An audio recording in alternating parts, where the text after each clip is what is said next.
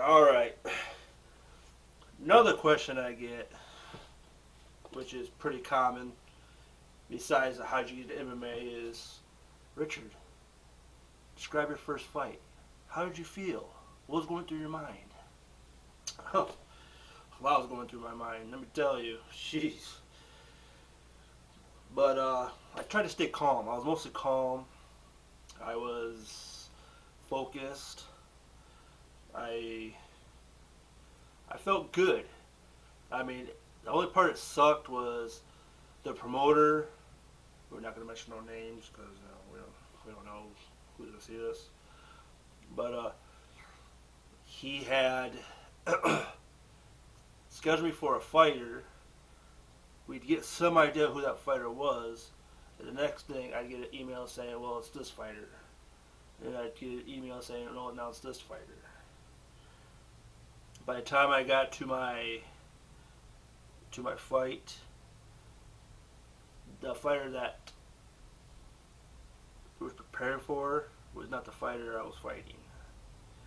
The fighter we were training for was pretty much a stand-up. We figured he was boxing mostly, so we worked on my boxing, worked on wrestling a little bit. At the time, I was learning jiu-jitsu, just beginning.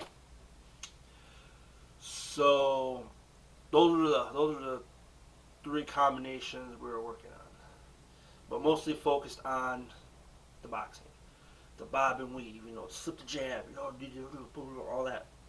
All right, and then the cardio. Master Joe made sure I had the cardio. I had this intense workout. I was training 3 times a day. I was training in the morning. Then I'd have my MMA class, and then we'd have a fight team. Then every Thursday would be the jiu-jitsu class after MMA class. I mean, just constantly training. And I had requested to everybody around me, is like, the day before the fight, the day I weigh in, I don't want nobody around me because I don't want no distractions. I need to be focused. I need to just be ready.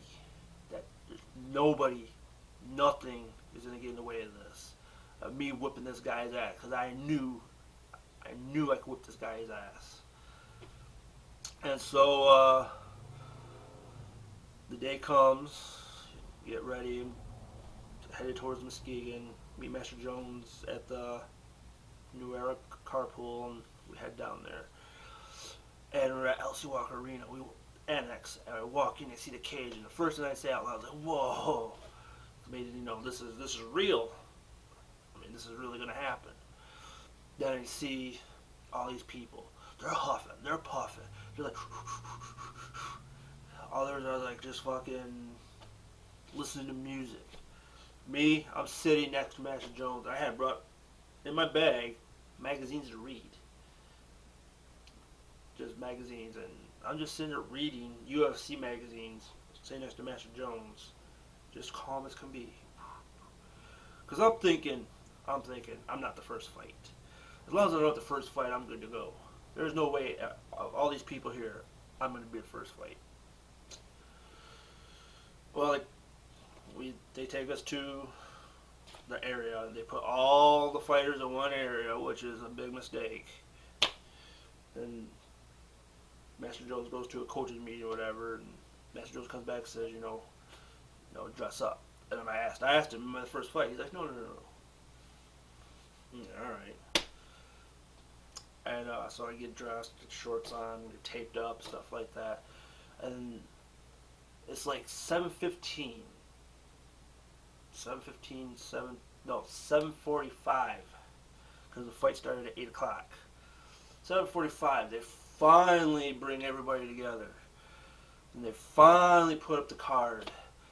And after they're done explaining the rules, which took about 10 minutes, I go to the little pole where the fight card was at. And right there, fight number 1, Richard Quijas versus Joseph Zuniga. I'm like, what the fuck? The one thing I didn't want.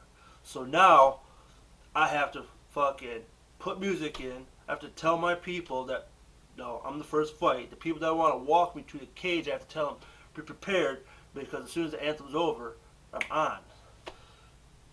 And I felt pretty amped up. I only listened to a couple songs, but when your heart is into it, the desire is right there. It's right there. You don't need music.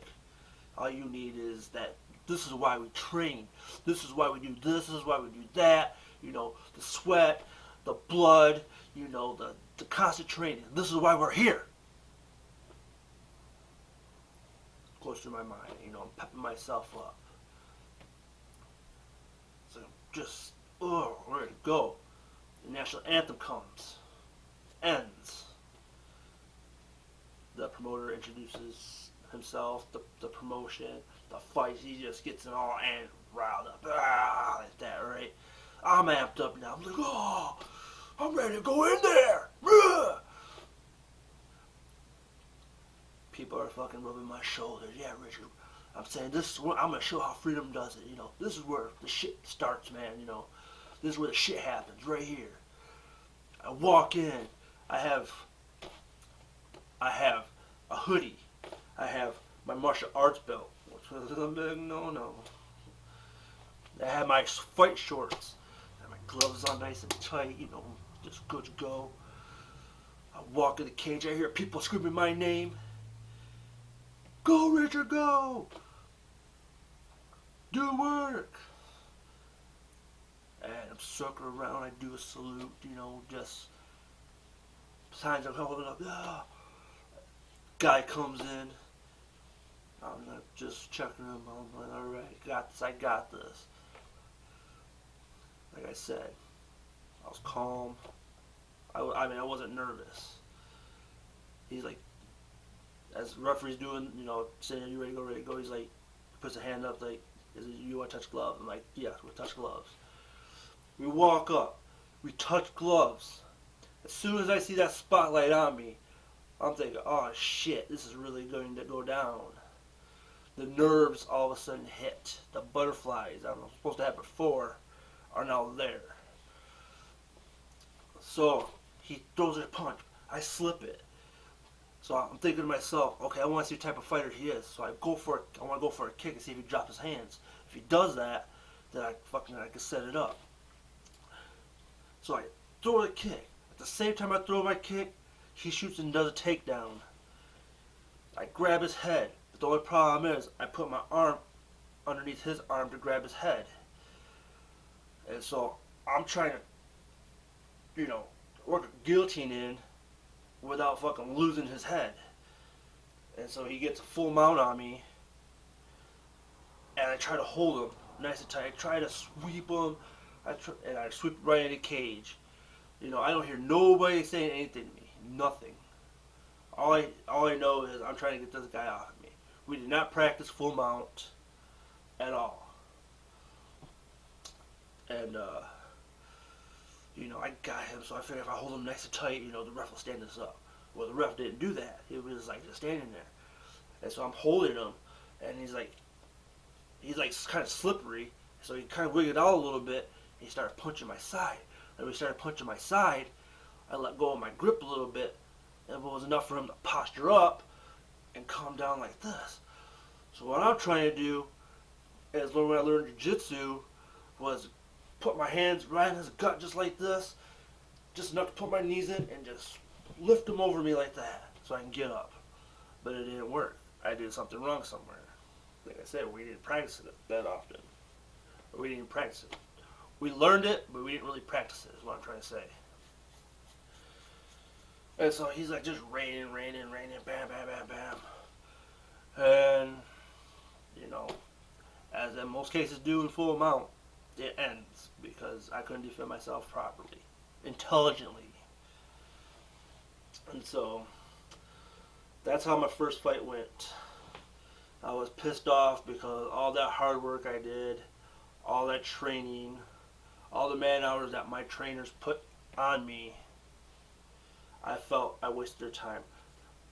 The fans, my people that came out and spent the money,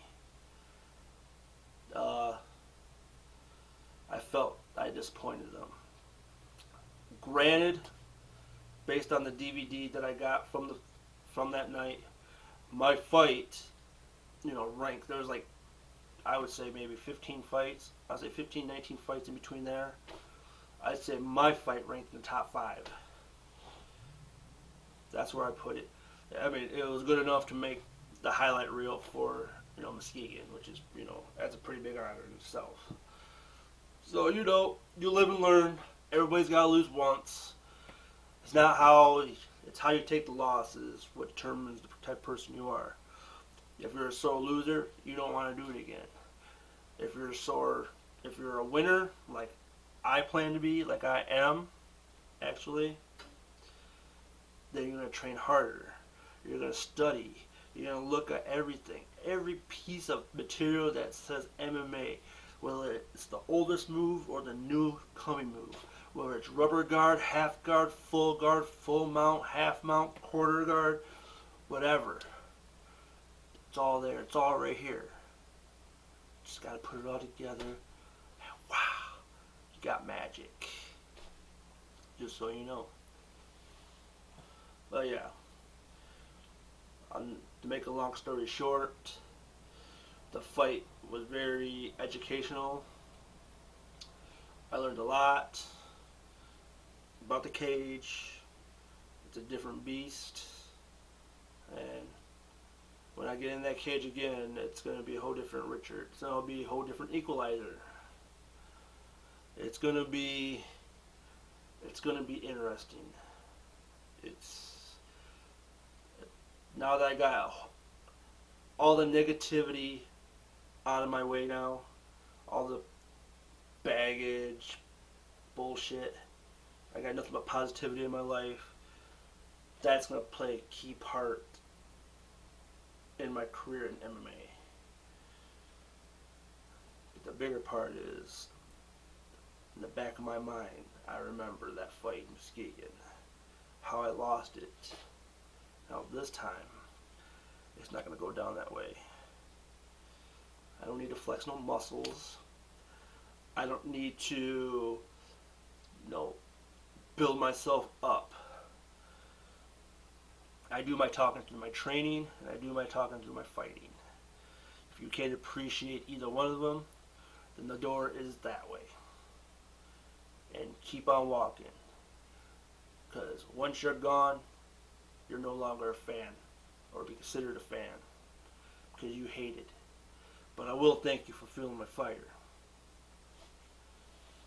Yeah, that's all I gotta say, baby. Just keeping it real, keeping it live. Until next time, catch you on the flip side.